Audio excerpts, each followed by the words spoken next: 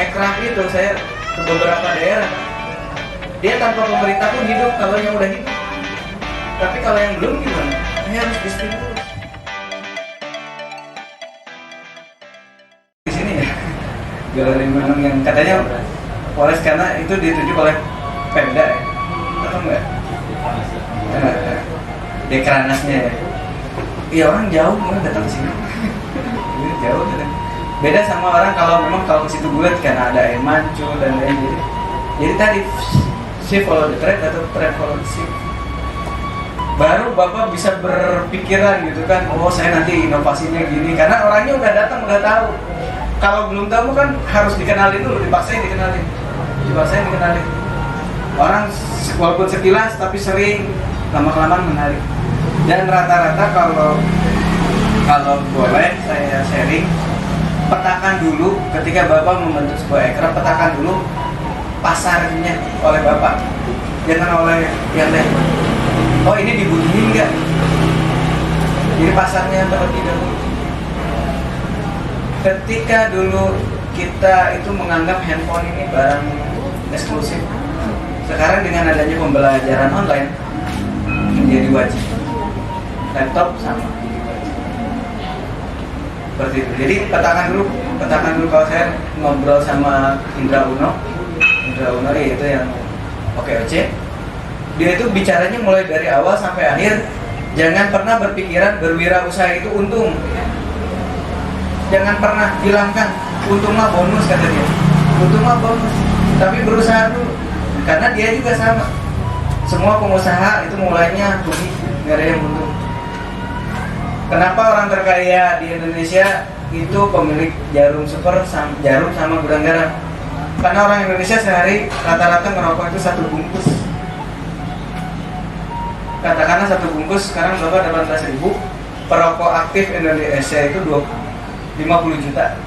50 juta orang perokok aktif dan rata-rata 1 bungkus sehari. Jadi orang kaya, Pak. Makanya kalau cukai itu naik, yang demonya banyak, dia yang bayar. Karena kan dulu mau naik nggak jadi. Katanya nanti masyarakat karyawannya PHK dan lain-lain. Bukan, dia ntar bangkrut. Di awal pandemi ketika WFH kan dia tulis surat ke Jokowi kan. Dia tulis surat karena apa? Karena dia rugi 5 triliun. Yang lain ruginya lebih banyak. Dia bisa langsung berkoneksi dengan pemerintah. Nah itu kan. Jadi butuhnya konektivitas dengan pemerintah itu seperti itu. Adanya intervensi yang keberpihakan gitu. Saya harap nanti ya ini disampaikan lah ke Bu Ane, karena Pak Wakil Bupati mah ada tahu ada di mana. Saya bilang kayak gitu karena saya tahu. Kakak ipar saya, ibunya itu anggota DPRD Purwakarta. Jadi saya tahu kan, Purwakarta kayak gimana. Jadi saya harap dari pertemuan ini, sharing session, terus kita terbentuk mapping dulu Pak. Jadi saya harap nanti dari database itu ada mapping. Ini dari kriya berapa, dari fashion berapa, dari kuliner berapa, terus dari teknologi informasi, animasi dan lain-lain. Itu nanti terpetakan. Oh ternyata animasi ada. Ini fashion udah ada nih. Stick tinggal kirim ke animasi, bikin iklan. Caranya gitu. Itu kan jadi pasar. Jadi pasar kan. Bikin animasi gitu kan. Daripada dia nyari susah gitu kan, videografi, sinematik dan lain-lain. Ini orang butuh promo nih. Nggak cari sini, jangan ditekuk harganya tapi kan. Oh ini kuliner Kartika Sari itu pisangnya itu dari saya lupa ya, dari daerah Banjaran atau mana dikirim gitu kan. Atau Bapak Ibu yang punya modalnya niat nih, saya punya modalnya niat tapi tinggalnya di komplek, nggak apa-apa, Ibu bikin list harga pasar Senen. Nah nanti silakan siapa mau just tip, istilahnya jasa titip itu bisa Bu. Jadi yang penting kita mau dulu, jangan berpikiran untuk Insya Allah nanti kedepannya kita sharing session. Terus kalau tadi memang dibutuhkan, tadi teman saya Pak Roman Sarman datang ke sini, saya bawa karena dia juga senang Terus saya juga kalau forumnya udah besar Pak, waktu itu ke Kang Awan sudah menjanjikan kalau forumnya besar lebih dari sekian ratus, saya akan bawa dosen saya, Prof. Ruli, dia sekretaris Kementerian Koperasi dan UKM. Saya udah janji itu waktu itu ke Kang Adi. Paling itu saja. Terima kasih. Assalamualaikum warahmatullahi wabarakatuh. Terima kasih atas pencerahannya barangkali ke Pak Gugum ya. Itu sudah menyasar ke segala sisi kayaknya dari pelaku ekraf. Bahkan sudah ada masukan juga untuk nanti pengurus komitenya ya, Kang Febi, Pak Mustafa, sudah ada gambaran harus ke mana kita melangkah. Untuk kegiatan sharing barangkali mungkin kita cukupkan ya. Namun sebelumnya saya ucapkan terima kasih kepada pemilik KP ini ya, GBD KP yang sudah memfasilitasi kita di Cibening ini. Kemudian juga perlu diinformasikan buat teman-teman sekalian, kita serius santai serius barangkali ya.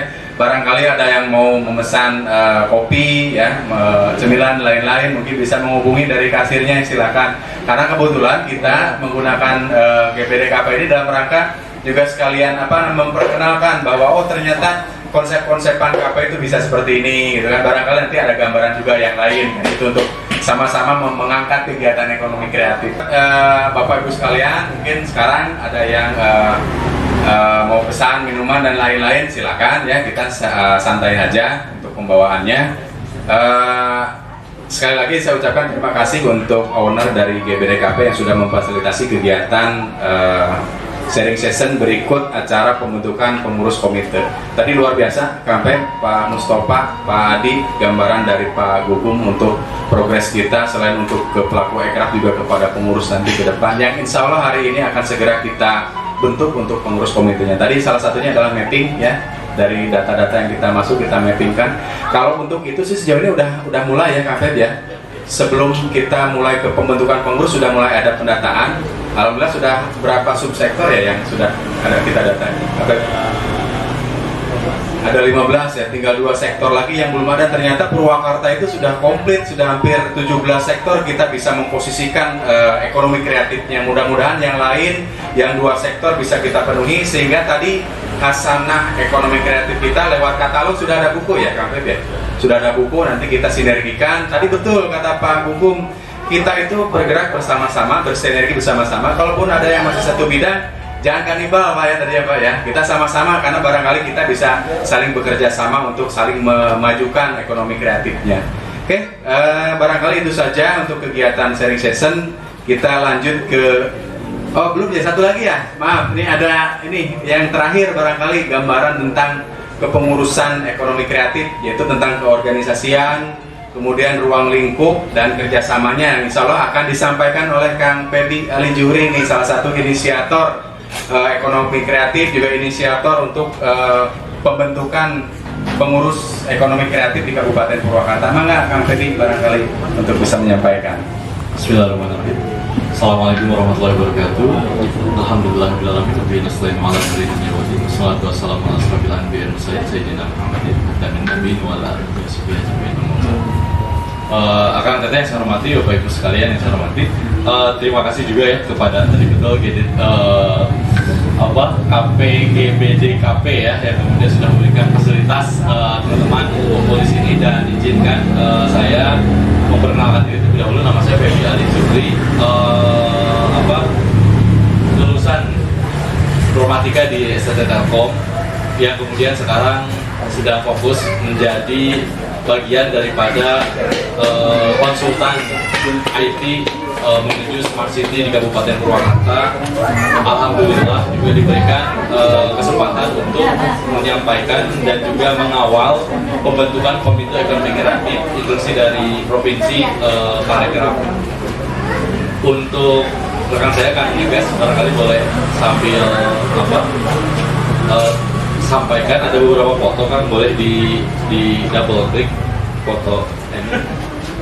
Ya, sebelumnya saya sampaikan terlebih dahulu untuk untuk Bapak Ibu sekalian, rekan-rekan semua, tadi sudah cukup jelas ya disampaikan oleh Pak Gugum, dan alhamdulillah sekarang juga dipertemukan ya dengan beliau, karena sangat luar biasa sekali sebenarnya kalau tadi saya sampaikan, dan beberapa rancangan dan konsep yang kemudian kita sudah lakukan juga sudah mulai mengarah ke situ. Dan sebagai informasi juga ada beberapa produk yang salah satunya adalah kerupuk kulit pisang yang mau ekspor ke Malaysia dan Singapura. Kemarin mencari komposisi yang kemudian membutuhkan laboratorium, dan saya juga arahkan ke Unpas dan juga ke Lab Babeh yang di Bandung ada.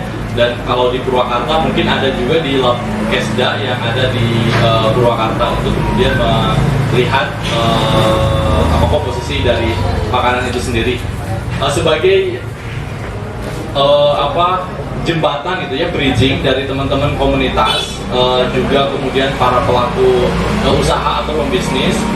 Kita harus kemudian membentuk pentahelix ya, dari 5 kategori. Pertama dari government, kemudian kita hubungkan dengan komunitas, kita hubungkan dengan pembisnis, pihak akademisi, dan juga satu lagi dari media ya, betul, yang kemudian kita harus gandeng media. Nah, kelima komponen ini kita harus satukan menjadi bagian daripada pelaku ekonomi kreatif. Dan alhamdulillah sebagai gambaran juga buat rekan-rekan bahwa Purwakarta akan dibangun, betul ya, rumah kreatif dari provinsi di Bakorwil, yang kemudian saya sering ulangi bahwa ke rekan-rekan, provinsi akan membangun ketika 3 syarat ini terpenuhi. Salah satunya adalah ada komunitas yang menjadi wadah untuk lintas komunitas untuk mewadahi beberapa subsektor dari 17 sektor ekonomi kreatif itu sendiri. Nah, setelah itu kemudian ada relasi dengan pemerintah, dan alhamdulillah saya kemudian sebagai konsultan di Diskoperindag, sehingga diberikan keleluasan untuk gunakan anggaran di Diskoperindag dalam proses pendataan UKM, termasuk pembina UKM juara juga, dan sekitar ada 12.000 data pelaku UKM di Kabupaten Purwakarta, dan kita ambil datanya untuk bagian daripada subsektor pelaku ekonomi kreatif yang kita masukkan di bawah Dispora Parbud, di bawah bidang pariwisata, kepala seksi ekonomi kreatif Pak Agus gitu ya. Tadi juga salam dari Pak Agus dan Pak Kabid Pariwisata atas rekan-rekan dan kehadiran di acara sekarang kita. Ada beberapa regulator yang kemudian membawahi ekonomi kreatif, salah satunya Diskoperindag, kemudian leading sektornya ada di Dispora Parbud, yang kemudian saya pun sebagai konsultan Dispora Parbud pada saat itu kebetulan mendevelop Sampurasun Pariwisata, yang aplikasi media terpopuler di pesona Indonesia, dapat juara ketiga di kementerian ya, alhamdulillah tahun 2018 kalau misalkan 2017 ya, 2017-2018. Nah, dari situ kemudian bergerak ada kegiatan program dari provinsi yang kemudian ada di bawah leading sektor di Dispora Parbud. Dan sebelumnya saya membuat rumah muda. Jadi rumah muda, M-nya itu adalah muda, moeda, jangan lama, observatif gitu ya. E-nya itu energi, D-nya dinamis, A-nya adalah aktif gitu ya. Jadi teman-teman kemudian kita gabungkan di sana di komunitas rumah muda, tapi sesuai dengan komunikasi dengan pariwisata harus ada ekonomi kreatifnya gitu ya. Jadi teman-teman harus dibuat terhadap ekonomi kreatif. Jadi akhirnya kita arahkan untuk membuat satu komite ekonomi kreatif, dan 3 syarat itu kita sudah mulai tempuh. Pertama, menjaring rekan-rekan dengan kemudian potensi yang dimilikinya, kita perlu inventarisir potensi SDM. Yang kedua, kemudian kita bentuk relasi dengan pemerintah, karena tadi kita harus perlu memberikan stimulus yang kemudian bisa langsung dari pemerintah. Dan mudah-mudahan dengan adanya komite ekonomi kreatif ini cikal bakal ekonomi kreatif kedepannya bisa kita gaungkan kembali dengan adanya tentu dorongan finance ataupun dari kegiatan-kegiatan yang diberikan dari pemerintah Kabupaten Purwakarta itu sendiri. Dan yang ketiga, kita harus sudah dinaungi oleh payung hukum. Payung hukumnya itu adalah mungkin saat ini kita akan gagas, kita akan lakukan pembuatan Perbu, peraturan bupati, dan juga harus ada SK-nya. Jadi SK itu dibatasi aturan-aturannya dengan Perbu. Nah, SK-nya nanti surat keputusannya kita akan sampaikan sekarang. Jadi pertama kita akan bentuk struktur organigram di pelaksanaannya. Nanti siapa saja. Kemudian yang kedua adalah dari tim pengarah. Gitu. Tim pengarah itu adalah pemilik regulator. Di sini ada mungkin di Snaker Trans, di Skoprindak, kemudian di Spora Parbud, Bapeda, kemudian atau mungkin perizinan juga, bagian kesejahteraan di Sekretariat Daerah Kabupaten Purwakarta, dan beberapa organisasi perangkat daerah yang kemudian kita bisa sandingkan sebagai keikutsertaan di pelaku ekonomi kreatif di dalam SK itu. Nah, kita nanti akan sampaikan demikian untuk pembentukan ekonomi kreatif di Kabupaten Purwakarta. Setelah itu kemudian terbentuk dan kita report ke provinsi, mudah-mudahan bisa mempercepat pembangunan rumah kreatif yang ada di Kabupaten Purwakarta. Kalau masalah desain dan lain sebagainya itu menjadi kewenangan provinsi dan juga pemerintah Kabupaten Purwakarta. Secara konten dan pengisian, pengelolaan dan lain sebagainya itu nanti akan dilimpahkan kepada kita. Tentu kita perlu membuat komitmen untuk siapa saja yang kemudian akan mewakili anggota pelaku ekonomi kreatif, karena kita akan jadikan seluruh pelaku ekonomi kreatif adalah bagian daripada anggota komite ekonomi kreatif itu sendiri. Nah, apa saja yang kemudian nanti akan ada selain daripada kemudian ketua, wakil ketua, sekretaris, kemudian divisi-divisi yang kemudian membawahinya, sampai nanti kita akan sampaikan juga ke rekan-rekan sampai dengan ke Korwil. Korwilnya kita akan buat menjadi 17 kecamatan sebagai koordinator wilayah di kecamatan tersebut.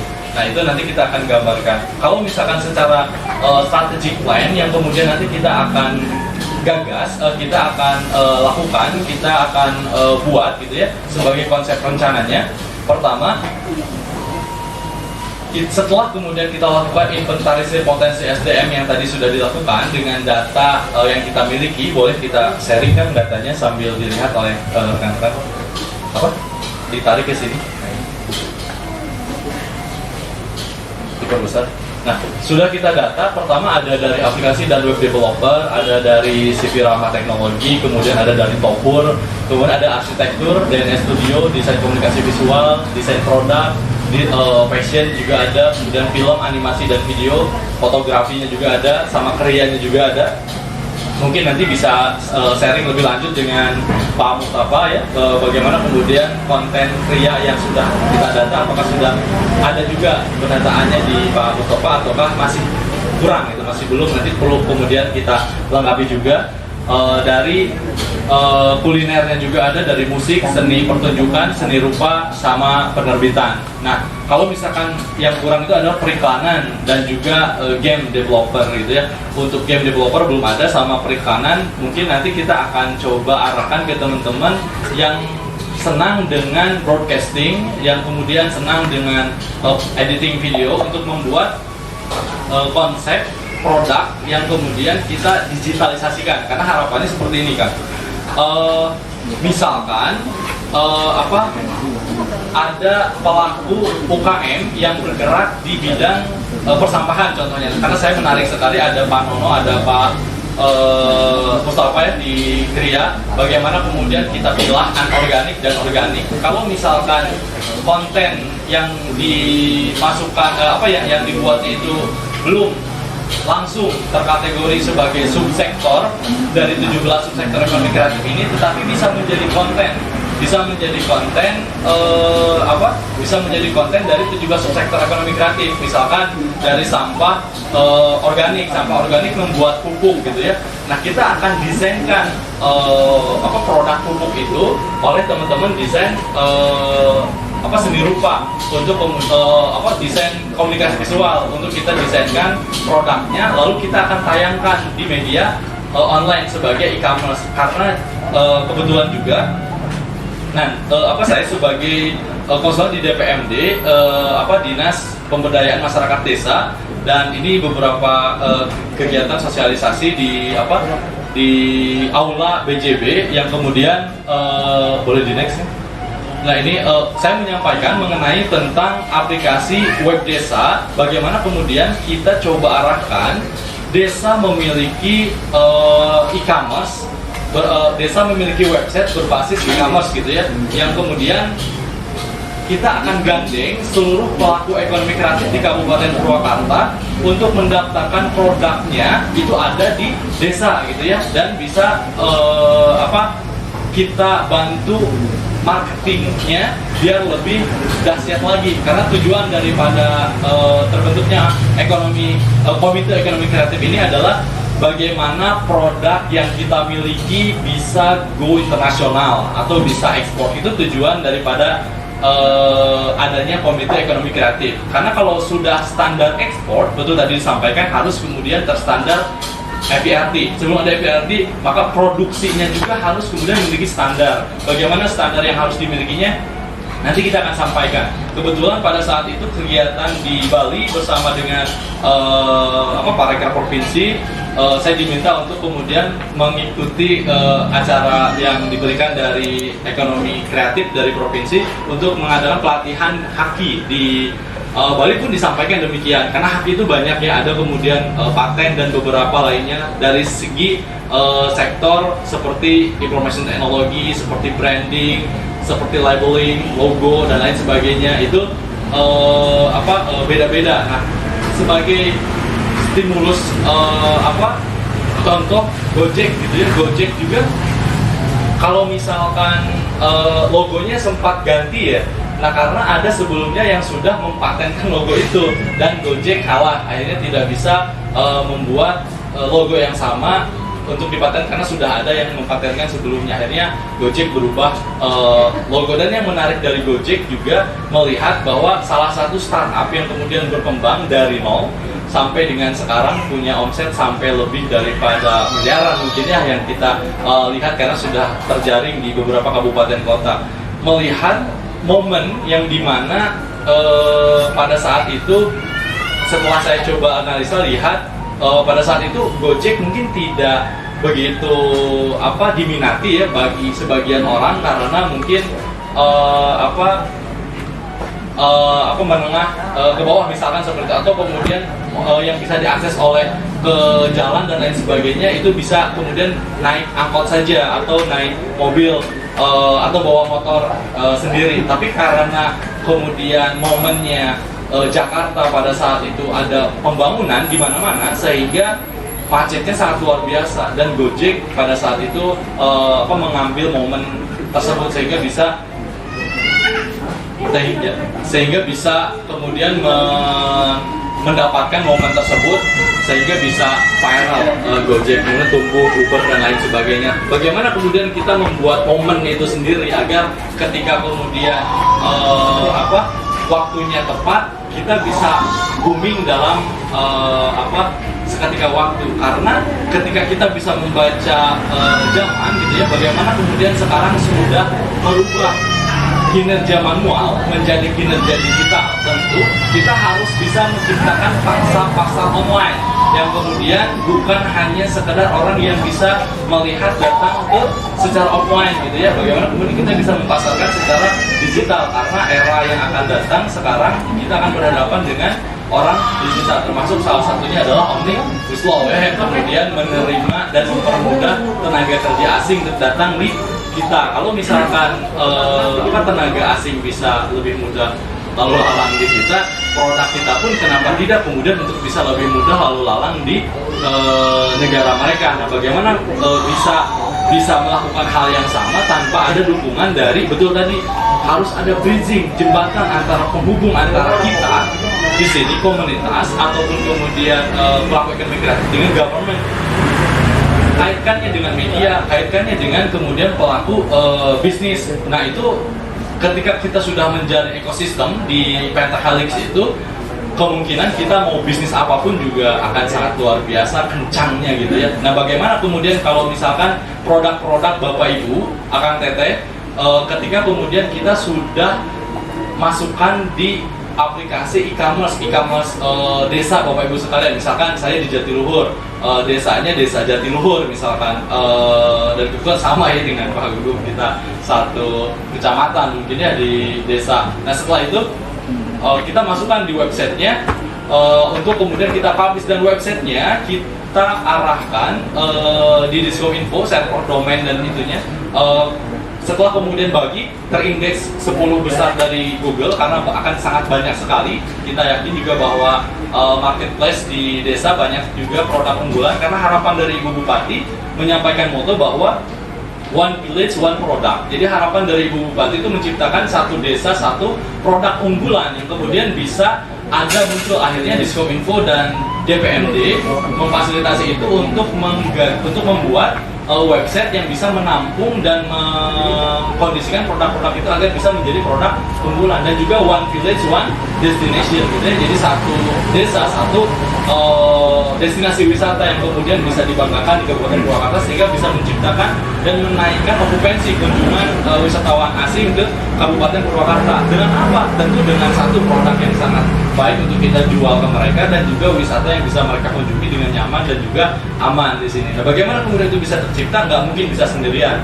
Pasti kita perlu ekosistem. Ekosistemnya kita harus bangun, karena betul tadi disampaikan, saya mencermati sekali Pak Gugum menyampaikan bagaimana itu menciptakan dulu jalan, baru kemudian kita ciptakan pasar. Kalau seperti itu. Nah, kalau misalnya kita ciptakan pasar, maka jalan akan mengikuti. Nah, kalau misalkan kita ciptakan ekosistem demikian, maka wisatawan setelah mungkin selesainya pandemi ini akan kemudian mulai bermunculan. Nah, kita mencoba menciptakan momen itu sebagaimana Gojek yang diciptakan. Gojek belum tahu bahwa Gojek mungkin lebih tahu daripada masyarakat pada umumnya pada saat itu bahwa akan terjadi pembangunan infrastruktur jalan di Jakarta, sehingga akan terjadi kemacetan yang sangat luar biasa. Sehingga pada saat momen itu Gojek bisa punya peran yang sangat luar biasa, sehingga dia jadi laku dan viral. Bagaimana kita kemudian menganalisa itu setelah kemudian COVID ini terjadi, setelah COVID ini berakhir, lalu kemudian pangsa digital ini sangat luar biasa, kita sudah punya peran di sana, kemungkinan akan sangat booming. Bagaimana kita akan jadikan ekosistem teman-teman desain grafis, desain videografer untuk membuat konten bagi para produk unggulan di Kabupaten Purwakarta. Salah satunya ada di sini Sunda Kelapa, kemudian dari Sukasari juga ada Kria, dan juga beberapa produk yang bisa kita arahkan menjadi produk unggulan di Kabupaten Purwakarta. Nah, harapannya dengan ekosistem inilah kita bisa meningkatkan sharing profit, dan juga kita bisa meningkatkan bisnis dan pendapatan dari Bapak Ibu sekalian terhadap terbentuknya surat keputusan ekonomi kreatif di Kabupaten Purwakarta. Dan potensi yang kemudian kita miliki itu sangat sayang sekali kalau misalkan kita hanya biarkan begitu saja. Satu sisi kita sudah punya regulator, kita sudah berafiliasi dengan mereka, dan juga kita harus mengambil momen itu, peluang itu, biar kemudian tidak lepas begitu saja. Karena sekarang government sedang menunjuk kita di sini, saya di sini dan juga teman-teman semua, agar kemudian bisa kita buat surat keputusan Komite Ekonomi Kreatif ini di bawah peraturan Bupati. Maka jangan sia-siakan itu menjadi peluang, itu menjadi salah satu peluang yang kemudian kita perlu ambil semaksimal mungkin. Dan mohon izin mungkin bantuan dari Bapak Ibu sekalian, Akang Teteh semua, dan juga mungkin dari tim akademisi Pak Gugum dan juga rekan-rekan yang kemudian bisa kita afiliasikan produk dan juga kegiatan nanti ke depannya.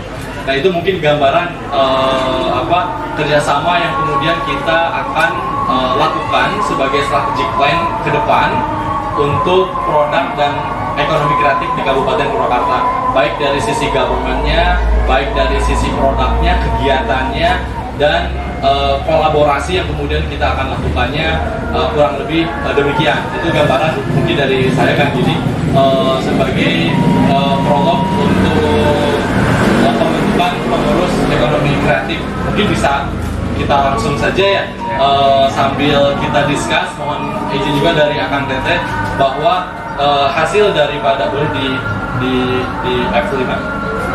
Yes, F5 aja.